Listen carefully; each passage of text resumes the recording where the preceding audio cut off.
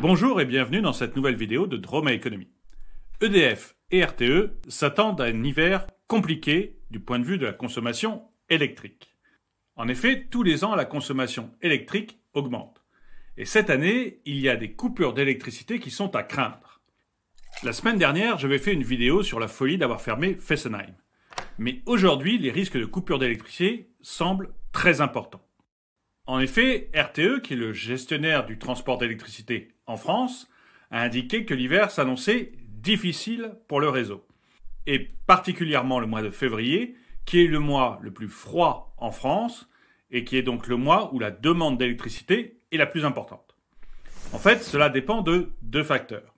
Le premier, c'est la température qu'il fera. Il faut bien se rendre compte qu'1 degré de moins, ça correspond à une surconsommation de 2400 MW. Et 2400 MW, c'est l'équivalent de 2 réacteurs nucléaires. En fait, c'est l'équivalent de Fessenheim. Est-ce qu'on aura extrêmement froid cet hiver ou est-ce que ce sera un hiver doux? Ça, personne ne peut le deviner. Le deuxième critère, c'est la disponibilité des énergies renouvelables. L'éolien, comme le solaire, ont un défaut énorme. Ils sont intermittents. Il n'y a pas d'éolien s'il n'y a pas de vent, il n'y a pas de solaire s'il fait nuit. Et si l'éolien et le solaire ne représentent que 2% de la production d'énergie en France, ça suffirait à mettre en tension l'intégralité du réseau. Et cet hiver, on aura déjà tous les systèmes qui produisent de l'électricité qui tourneront à fond, y compris les centrales à charbon. Alors, que va-t-il se passer en cas de coupure? En cas de coupure, les premiers concernés, ce sont les industries. EDF coupe d'abord l'électricité à tout ce qui est industrie. Certaines industries sont volontaires et touchent de l'argent en cas de problème, et les autres seront aussi concernées s'il y a vraiment un manque d'électricité. Après les industries, on passe aux particuliers. Et dans ce cas, c'est votre électricité à vous qui sera coupée. Et dans le cas des particuliers, lorsque EDF coupe l'électricité, c'est par exemple pour un quartier ou une petite ville, et c'est pour une période de 2 heures ou de manière alternative. Et puis, en dernier recours, il y a tous les services essentiels au pays, comme les hôpitaux par exemple. Mais ça ne devrait pas du tout intervenir. Ça serait vraiment si on avait une panne générale extrêmement importante.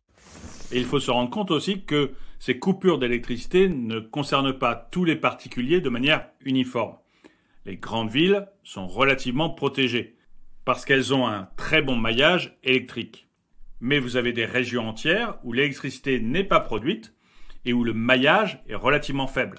C'est le cas par exemple de la Bretagne, qui n'a pas de centrale nucléaire et sur laquelle on va bientôt construire une centrale à gaz pour pouvoir compenser un mauvais maillage. Alors, comment explique-t-on que la France, qui est la première fabricante d'électricité au monde, ait à ce point des difficultés pour maintenir son réseau électrique, ne serait-ce qu'en France? Eh bien, c'est relativement simple.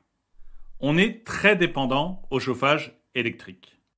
Les gouvernements successifs nous sont beaucoup poussés au chauffage électrique. Et du coup, la consommation augmente toujours plus.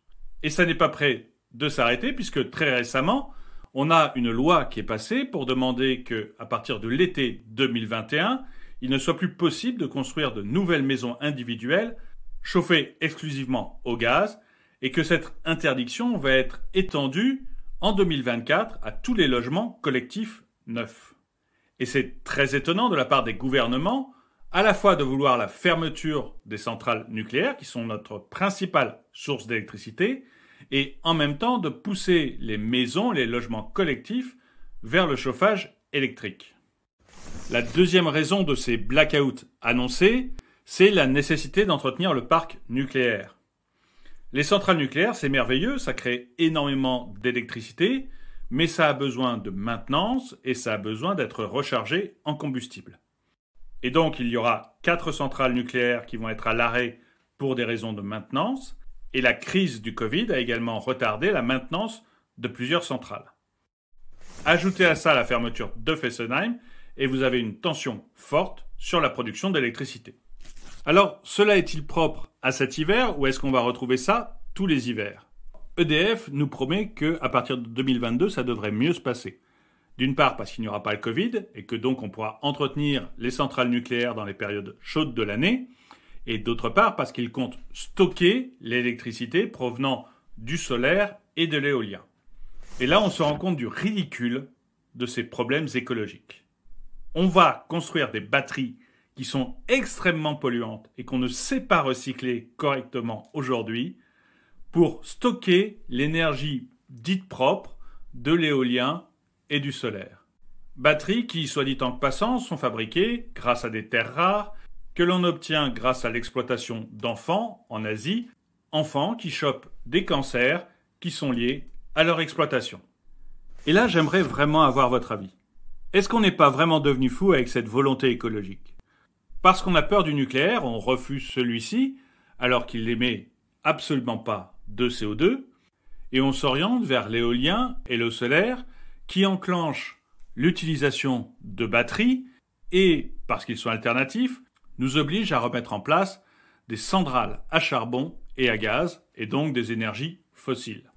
Je vous mets ici la vidéo concernant la fermeture de Fessenheim. Merci d'avoir regardé cette vidéo. Mettez-lui un pouce vers le haut, commentez-la, partagez-la. Et un grand merci à tous ceux qui m'aident sur Tipeee.